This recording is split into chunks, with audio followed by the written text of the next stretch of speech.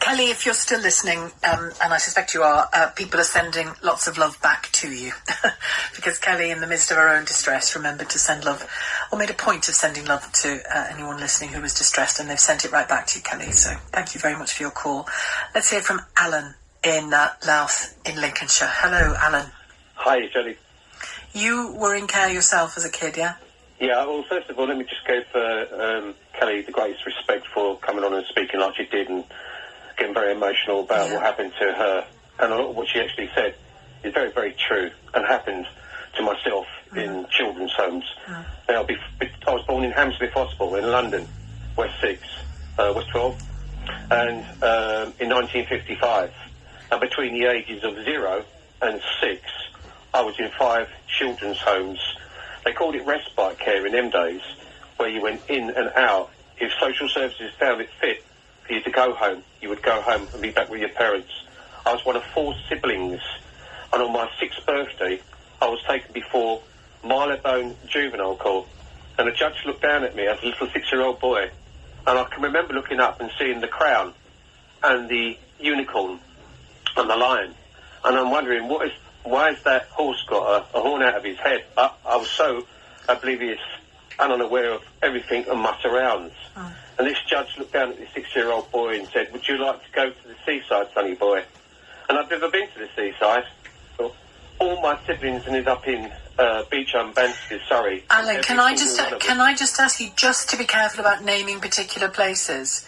Right. Very much want to hear what you've got to say, but if you can just not name particular care homes, that would be helpful. Okay. Thank you. So, anyway, I was taken to this horrific children's home, and I was put in a very, very abusive house called Laburnum. Now, I can name the house because so. And a lot of the perpetrators went from Beecham to Shirley Oak. Alan, I need you, honestly, I really want to have this conversation with you, but I really just need you to be careful about naming places. Okay, sorry, I do apologise. No, it's all right. I understand. It's your story and you're telling it your way. Then. So, I was in 4 of the cottages in this particular home. Yeah. Right? And I was in 3 very abusive cottages out of the 4. And all my family was abused in this one children's home. And it's very, very difficult to turn around and say, and Kelly was absolutely right, some of the punishment they used to do took place in the bathroom, where they used to kind of waterboard you and scrub you with the floor scrubbing brush. And they used this soap on me, which was called carbolic soap. I remember carbolic soap. And they used to scrub the floor with this scrubbing brush, the same scrubbing brush they would use on children. And they'd use this carbolic soap, and they'd rub the carbolic soap into the wounds, and they'd wash your mouth out with it and put it in your eyes, and it used to burn you. And that was part of the punishment. They put you in shorts, and they're kind of like slap happy. They were always trying to slap your legs because it was a vulnerable part of your body. They used to slap you around the head, slap you around the neck, slap you around the ears. They used to physically punch you and beat you. They used to hold you up against the sink when they made you wash up, and they used to hold you and come up behind you and rub up against you. They used to pin you to the floor, and they used to rub their genitals on your back. They used to physically punch you with their fists. I was abused by 7 perpetrators in this one children's home. 7.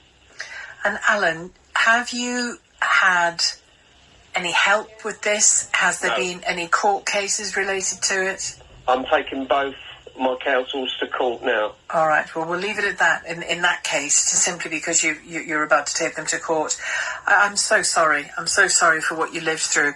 And again, there are similar themes really, or similar thing happening with regard to trafficking, and with regard to the brutality that people experienced in care, and in some cases are still experiencing in care.